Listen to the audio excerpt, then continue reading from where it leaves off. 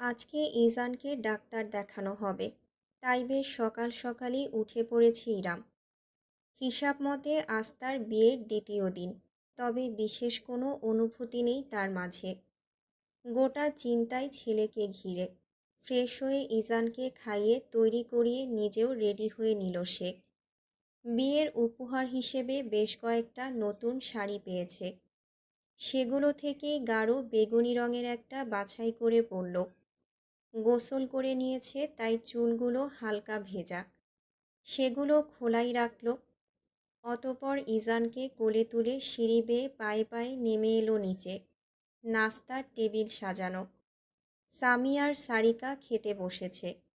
সারিকার স্বামী মিশির গতকালই চলে গিয়েছে। তাদের ফ্ল্যাটের ইন্টেরিয়রের কাজ চলছে। ভাঙাচোরা ব্যাপার, তাই বউকে বেশ কিছুদিন বাপের বাড়িতেই রাখবে। সে নিজে সপ্তাহে 1-2 বার করে আসবে, তাই বলতে গেলে সারিকা একটা দীর্ঘ সময়ের জন্য এই বাড়িতেই থাকতে চলেছে। ইরামের বিশেষ কোনো মতামত নেই এই সম্পর্কে, তবে মেয়েটার সামনে তাকে সাবধান হয়ে চলতে হবে। ইরাম সামিয়াকে সালাম দিয়ে চেয়ার টেনে বসল। সুগন্ধা তার প্লেট তৈরি করে হাত মুছে বলল, আপা, আপনি খান, আমি রেডি হইয়া নেই। নিজের রুমের দিকে চলে গেল মেয়েটা।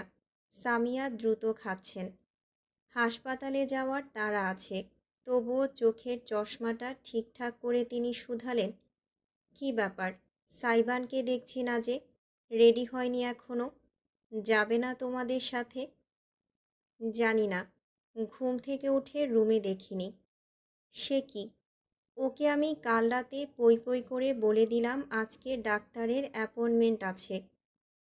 তোমার ছেলে কি গোয়ালের গরু? সে পাগলা ঘোড়া, তাকে শিকল দিয়ে বেঁধে রাখা যায় না। সারিকা মন্তব্য করল। কাঁটা চামচ দিয়ে দই মেশানো ফ্রুট সালাদ খাচ্ছে সে। তবে ইরাম ননদের কথাটা গায়ে মাখল না। ইজানকে উরুর উপর বসিয়ে দোলাতে দোলাতে খানিকটা পাউরুটি ছিঁড়ে মুখে দিল। অতপর তাকালো সামিয়ার দিকে। নরম অথচ আত্মবিশ্বাসী গলায় বলল, খালামণি, আমার মনে হয় আলাদিনকে কিছুটা সময় দেওয়া উচিত। সামিয়া ফ্যাল করে তাকিয়ে রইলেন। ইরাম গতকাল রাতেও একই কথা বলেছে। ইজানকে ডায়পার পরাতে গিয়ে সাইবান প্রায় বমিই করে দিচ্ছিল দেখে সে পরে আর তাকে কিছুই করতে দেয়নি। সাইবানও বুঝি হাঁপ ছেড়ে বেঁচেছে। সামিয়াকে চেয়ে থাকতে দেখে ইরাম ব্যক্ত করল, এই বিয়েটা ওর মনের খুশিতে হয়নি। উপরন্তু একটা বাচ্চা সামলানো চারটিখানি কথা নয়। আলাদিনের বয়স কম, ওর মাঝে এখনও দায়সারা দায়িত্বজ্ঞানহীন ভাবটা রয়ে গিয়েছে। এর জন্য ওকে দোষ দেওয়া যায় না। স্বাভাবিক, ওর সময় লাগবে। আমরা ওকে নিস্তার দিই, কেমন? তাছাড়া আমার মনে হয় না আমার বিশেষ কোনো সাহায্যের প্রয়োজন আছে। আমার ছেলেকে আমি নিজেই সামলাতে জানি। আলাদিন নিজে থেকে না চাইলে ওকে ঘাটানোর দরকার নেই। অদ্ভুত হলেও সত্য, আপুর এই কথার সাথে আমি একমত। তুমি সাইয়ের উপর অনেক বেশি চাপ দিয়ে ফেলছ মম। বউ কি জিনিস সেটা বোঝার বয়সী যার হয়নি, সে আবার বাচ্চা পালবে কিভাবে? সারিকা নির্দ্বিধায় নিজের মতামত জানালো। একটা দীর্ঘশ্বাস ফেললেন সামিয়া। পরক্ষণে চশমা খুলে খানিক থম মেরে বসে রইলেন। ইরাম একটা গোটা পাউরুটি শেষ করে দ্বিতীয়টা খাচ্ছিল। তখন তিনি মুখ খুললেন, তোরা সবাই আমাকে নিষ্ঠুর মা ভাবছিস, তাই না? সারিকার চামচ থেমে গেল। অপরদিকে ইরাম চিবানো ভুলে বসল। উভয়ে প্রসারিত নয়নে দেখল সামিয়াকে, যাকে বেশ হতাশ লাগছে। আমি নিজেও জানি ওর উপর আমি চাপ দিচ্ছি। ইরাম, তুই হয়তো ভাবছিস শুধু তোর ভালোর কথা ভেবেই আমি বিয়েতে জোরাজুরি করেছি। বিষয়টা কিন্তু এমন না। আমি স্বার্থপর। আমি নিজের ছেলের জন্য করেছি। না চাইতেও সারিকার ইরাম একে অপরের দিকে তাকালো। উভয়ই আবার দৃষ্টি ফিরিয়ে নিল। সামিয়া একটু সময় নিয়ে বলতে শুরু করলেন, সাইবান আগে এমনটা ছিল না। তুই তো জানিস ইরাম, তুই তো ওকে ছোটবেলা থেকে দেখেছিস। একটা ভদ্র মিষ্টভাষী বাচ্চা ছিল ও। হ্যাঁ, রাগটা ঠিকই নাকের ডগায় থাকতো, কিন্তু বর্তমানের মতন এত সিরিয়াস অবস্থা ছিল না। হঠাৎ কি যেন হলো, সব কিছু বদলে গেল। আমার ব্যস্ত জীবন, বাড়িতে সময় দেওয়া হয়েছে খুব কম। বলতেও পারবো না কিভাবে, কোন দিন, কেন আমার ছেলেটা একটু একটু করে অন্যরকম হয়ে গেল। আমি বলবো না ও এখন খারাপ হয়ে গিয়েছে বা বিগড়ে গিয়েছে, কিন্তু লাগাম ছাড়া হয়ে পড়েছে। বেপরোয়া, আনসিরিয়াস। জীবন নিয়ে ওর কোনো প্ল্যানই নেই। ওকে জিজ্ঞেস করলেই শুধু বলে, আজকের জন্য বাঁচি, কালকের কথা ভেবে লাভ কী। চুপ করে রইল ইরাম। কেন যেন তার খারাপ লাগছে। সাইবানের ওই পরিবর্তনের সময়টা সে দেখেনি, অনুভবও করেনি। সোজা ছোটবেলা থেকে বড়বেলায় দেখেছে, কিভাবে বোঝা সম্ভব। কিন্তু সামিয়া সবটাই চোখের সামনে দেখেছেন নিজের, তাই মা হিসেবে তার চিন্তাটা স্বাভাবিক। সামিয়া ব্যাগ থেকে কাপড় বের করে নিজের চশমাটা মুছতে মুছতে বললেন, সাইবানের চিন্তাধারা আধুনিক লেভেলের। ওকে বুঝতেই আমি এই জেনারেশনের সাথে তাল মিলিয়ে চলা শিখেছি। অতপর বুঝেছি ওদের কাছে এমন অনেক কিছুই স্বাভাবিক যা আমাদের কাছে অস্বাভাবিক। ছেলে মানুষ কারণে অকারণে না করা যায় না, সব সময় চোখে চোখে রাখা যায় না, ধরে বেঁধেও রাখা যায় না। আমি চাইও না। একটা মানুষ মুক্ত, স্বাধীন, তাকে অন্যের অনুশাসনে আনার কোনো মানেই হয় না। তাই আমি সব সময় চেয়ে এসেছি, যদিও বা আমি না পারি, তবে ওর জীবনে এমন কেউ আসুক যে ওকে বাস্তবতা শেখাবে, ওকে ওর মতন করে বুঝতে পারবে, ওকে সামলে রাখতে পারবে। আমি চেয়েছি আমার ছেলেটা একটু পরিবার আসক্ত হোক। যখন তুই আমার কাছে এলি, তখন মনে হলো তোর থেকে অভিজ্ঞ মানুষ হয় না। তুই জীবনটাকে অনেক রঙে দেখেছিস, অনেক লড়াই করেছিস। তাই হ্যাঁ, এই বিয়েটা যতখানি তোর আর তোর ছেলের ভালোর জন্য দিয়েছি, ঠিক ততখানি আমার নিজের ছেলের জন্য। থামলেন সামিয়া। কয়েক মুহূর্ত নিঃশব্দে বসে থাকলেন। তারপর গ্লাস থেকে বেশ অনেকটা পানি পান করে চেয়ার ছেড়ে উঠে দাঁড়ালেন। তবে হ্যাঁ ইরাম, তুই ঠিকই বলেছিস। আমি হয়তো কম সময়ে বেশি আশা করে ফেলেছি। দায়িত্ব শিখতে, বুঝতে আর পালন করতে সময় লাগে। আমি আর এসব বিষয়ে হস্তক্ষেপ না করার চেষ্টা করব। আচ্ছা, তুই যা তাহলে। হাসপাতালে আজ আমার অনেক লম্বা ডিউটি। আমি না হয় সময় বের করে তোর সাথে। না না, দরকার নেই খালামণি। এই যে সুগন্ধা গেল রেডি হতে, ওকে নিয়ে যাব। তাছাড়া গাড়িতেই তো যাব আসবো, তুমি চিন্তা করো না।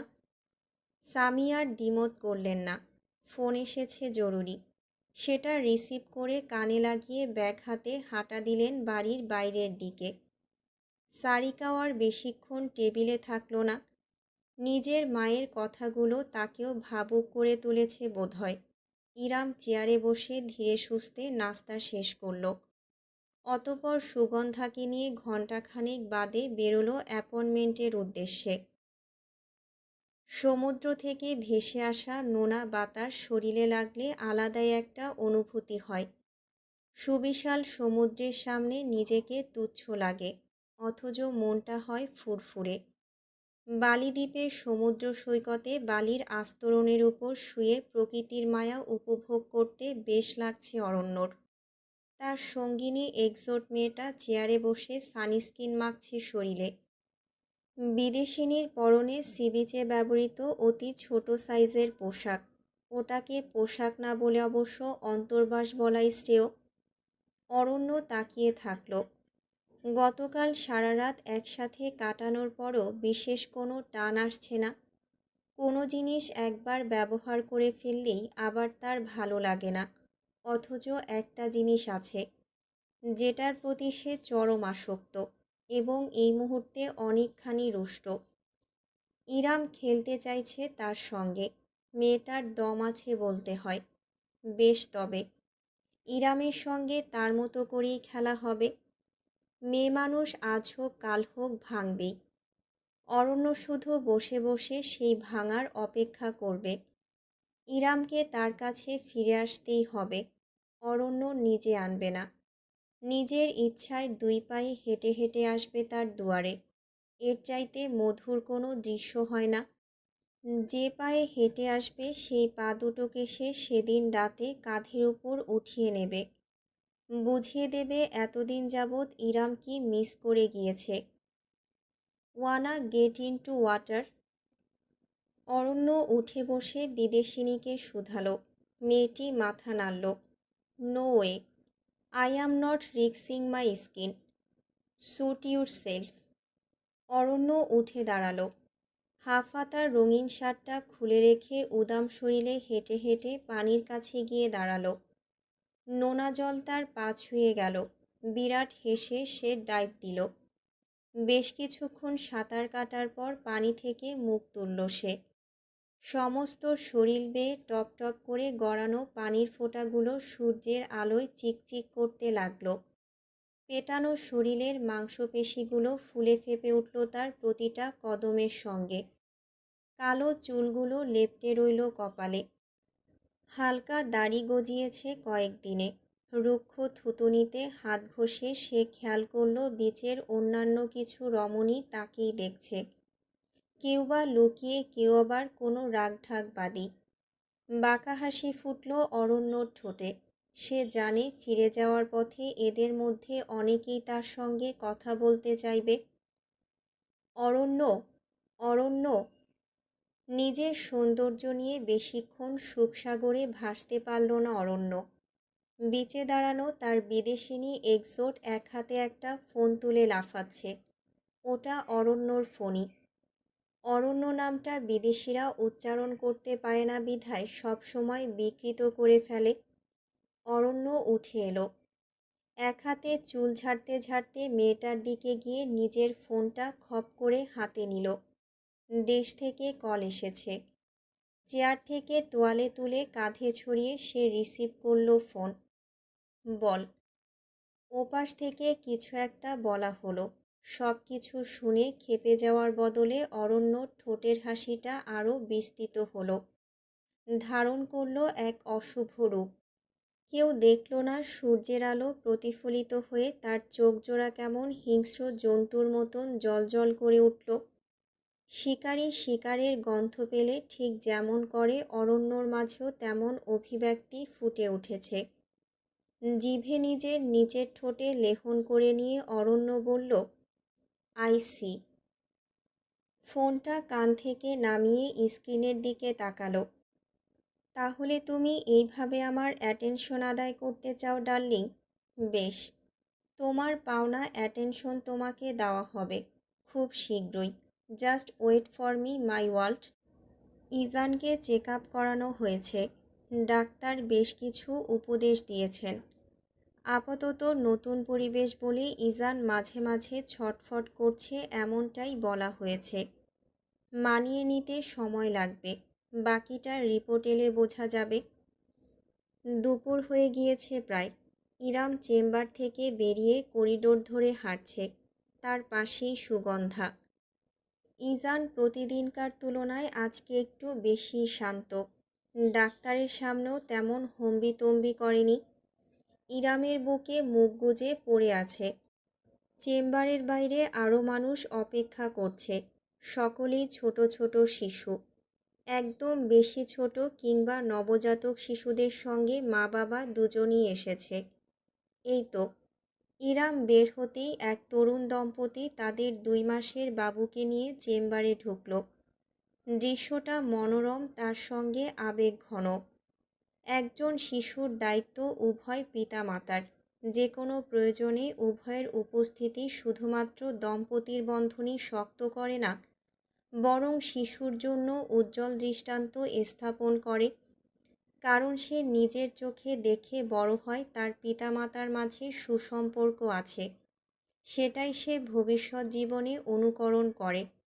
মলিন এক হাসি ফুটল ইরামের ঠোঁটে।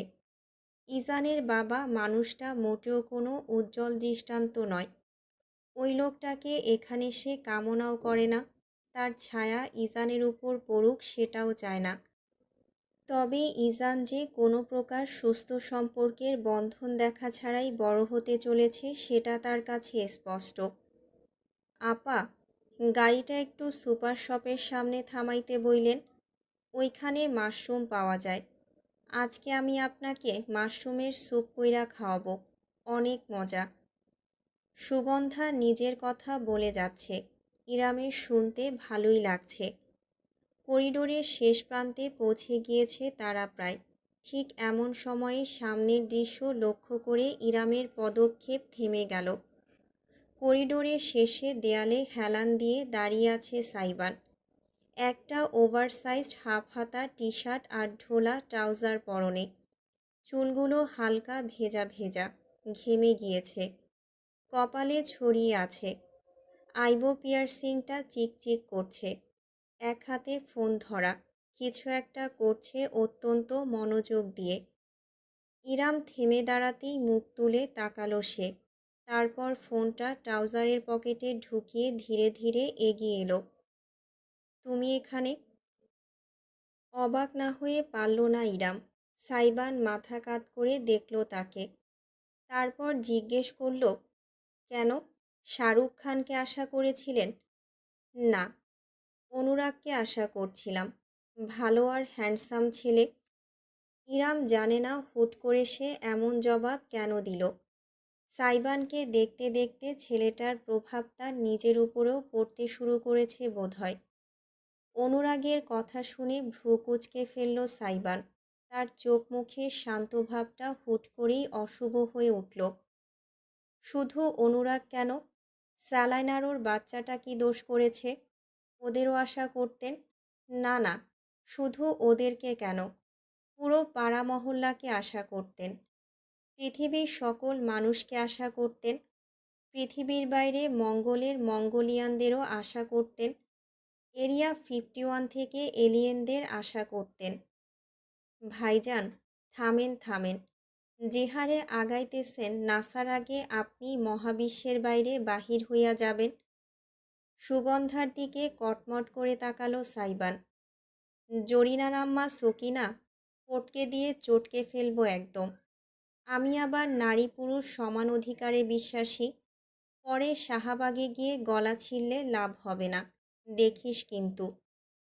পরক্ষণেই ইরামের দিকে ঘুরে দাঁড়ালো সে। আর আপনি? স্বামী আসবে না তো কোন খানদানের খনি আসবে আপনার কাছে শুনি? ও বাবা, স্বামী আমার আছে? বুঝতেই পারিনি। ইরাম মজা করল। সাইবানকে ক্ষেপতে দেখে বেশ লাগছে তার। তির্যক এক হাসি ছুঁয়ে গেল বান্দার ঠোঁটে। আশেপাশে মানুষের উপস্থিতির কোনো পরোয়া না করেই হুট করে ঝুঁকে এলো সে।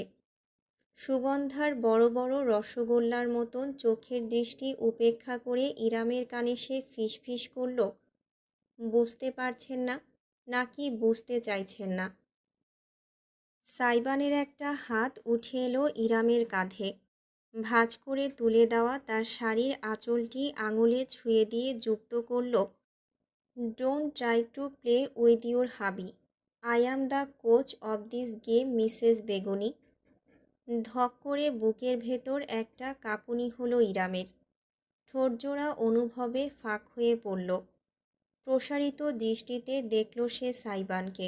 বৃদ্ধাঙ্গুলে অধর ঘষতে ঘষতে আপাদমস্তক খুঁটিয়ে খুঁটিয়ে ইরামকে দেখছে সে। চোখাচোখি হতেই জিভ গালে ঠেকিয়ে অদ্ভুত ভঙ্গিটা করল সে। একেবারে বাজে অভ্যেস, ভয়ানক অভ্যেস। গাড়িতে পায়ে হেঁটে যাবেন নাকি শাড়িতে কোলে তুলে নেব? ইরামের গাল দুটো হালকা লাল হয়ে উঠল। এইটুকুই, সে বেশি অনুভূতি দেখালো না আর। দ্রুত এগোলো করিডোর ধরে। পিছনে নীরবে হাসতে হাসতে এলো সাইবান। তার নয়নজোড়া ঘুরপাক খেতে লাগলো সামনে হেঁটে চলা ইরামের বেগুনি শাড়ি জড়ানো অব্যয়ে। ড্রাইভারের পাশে বসল সুগন্ধা। পিছনে ইরাম আর সাইবান।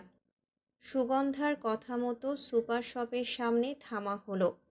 বেচারি ড্রাইভারকে সঙ্গী বানিয়ে নাচতে নাচতে পছন্দের মাশরুম কিনতে চলে গেল। গাড়ির ভেতর এখন শুধু সাইবান আর ইরাম।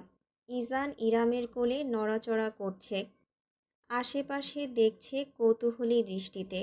বাইরে গেলে সে এমন করে। ইরাম ছেলেকে দোলাতে দোলাতে হঠাৎ জানালা দিয়ে বাইরে তাকিয়ে দেখল রাস্তার একপাশে ভুট্টাওয়ালা বসেছে।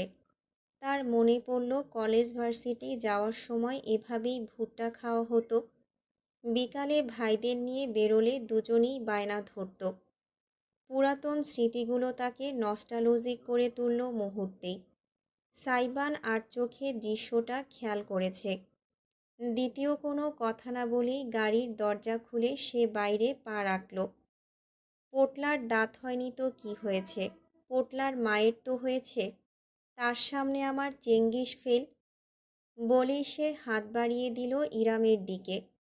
ভুট্টা চলবে? ইরাম প্রথমটায় সাইবানের বাড়িয়ে দেওয়া হাতের দিকে অপলক চেয়ে রইল। পরক্ষণে হাতটা ধরল। এই নিয়ে দ্বিতীয়বার হাতটা ধরা হলো তার। সাইবান আর ইরাম দুজনেই হেঁটে ভুট্টাওয়ালার কাছে গিয়ে দাঁড়ালো। মামা, 4টা ভুট্টা। 4টা কেন? ইরাম সাইবানকে জিজ্ঞেস করতেই ভ্রু তুলে বলল, বাবারে, ড্রাইভার আর সকিনা, জরিনার আম্মা সকিনা আমার পেট কেটে ভুট্টা বের করে খাবে ওকে না দিলে। ওকে চেনেননি আপনি। যা, মেয়েটা অতটাও খারাপ না যতটা তুমি মনে করো। নতুন নতুন তো, আপনাকে শরম পেয়েছে। 2 দিন ওয়েট করুন। ওর নাগিনী রূপ এই বেরোলো বলে। সারাদিন নাগিন সিরিয়াল দেখতে থাকলে তো এমনই হবে। ইরাম ফিক করে হেসে ফেলল। বাড়ির মালিকের সঙ্গে সেখানে এক প্রকার আশ্রিতাপ্রায় মেয়ের এমন দুষ্টু মিষ্টি সম্পর্ক তার কেন যেন ভীষণ ভালো লাগলো। ভুট্টাওয়ালা ভুট্টা সেকে মশলা মাখিয়ে ইরামের হাতে দিল। সাইবান নিজে থেকে এগিয়ে এসে 2 হাত বাড়িয়ে দিল ইজানকে ধরার জন্য। ইরাম খানিকটা ইতস্তত করলেও শেষমেশ দিল। অবাক নয়নে খেয়াল করল সাইবান কতটা সাবধানে ধীরে ধীরে ইজানকে ধরে নিজের বুকে ঠেকালো। আজ বোধহয় সত্যিই তার অবাক হওয়ার দিন। নিজের ভুট্টাটা সাইবান অন্য হাতে ধরতেই ইজান ছোট্ট মুখ বাড়িয়ে জিভ বের করে ফেলল চেটে দেওয়ার জন্য। সাইবান সঙ্গে সঙ্গে তাকে দূরে সরিয়ে ধরল। ইস, সাহস কত বড় পোটলার! আমার খাবারের ভাগ চায়। আইয়া! ইজান তার হাতের কবজি খামচে ধরতে চাইল। মুখ বেয়ে লালা গড়িয়ে পড়ল ছোট্ট বাচ্চাটার। সাইবান তাকে রীতিমতো টেনে কাঁধের উপর তুলে বলল, আমার খাবারের ভাগ চাওয়ার আগে বল, তোর খাবারের ভাগ দিবি আমাকে। ইরাম ভুট্টা চিবাতে চিবাতে কেশে ফেলল। সাইবানের মুখে লাগামার মনে লজ্জা শরম বলতে কিছু নেই নাকি। সাইবান ইজানকে দেখিয়ে দেখিয়ে ভুট্টায় কামড় দিতে লাগলো। ওহো মামা, আগে দুধের দাঁত বানা, তারপর আসিস, ফোকলা কোথাকার। অ্যা অ্যা ইজান প্রায় কাঁদো কাঁদো হয়ে গেল। তাই দেখে শয়তানি হাসি হাসতে লাগলো সাইবান। তবে পুরোপুরি কান্নার ভাগ্য হলো না। রাস্তা দিয়ে হেঁটে যাওয়া কয়েকজন তরুণী হঠাৎ করেই থেমে দাঁড়ালো তাদের সামনে। একজন অতি উত্তেজিত মেয়ে এসে বলল, কি কিউট বেবি, একটু আদর করি। ইজানের কান্নাভাব মুহূর্তেই মিলিয়ে গেল। মাড়ি দেখিয়ে অদ্ভুত ভঙ্গি করে সে মেয়েগুলোর দিকে চেয়ে রইল। সাইবান বলল, ওই দেখেছ, মেয়ে দেখলেই মন খুশি হয়ে যায় না? I can feel bro, I can totally feel. মেয়েগুলো ঘিরে দাঁড়িয়ে ইজানকে আদর করে দিতে লাগলো। ইরাম সতর্ক চোখেই দেখছে। তবে এটাও খেয়াল করল সাইবানও বিশেষ অসতর্ক নেই। হাসি মজার মুডে থাকলেও তার চোখের তীক্ষ্ণ দৃষ্টি ইজানার প্রতিটা মেয়ের দিকে বিশেষ খেয়াল রাখছে।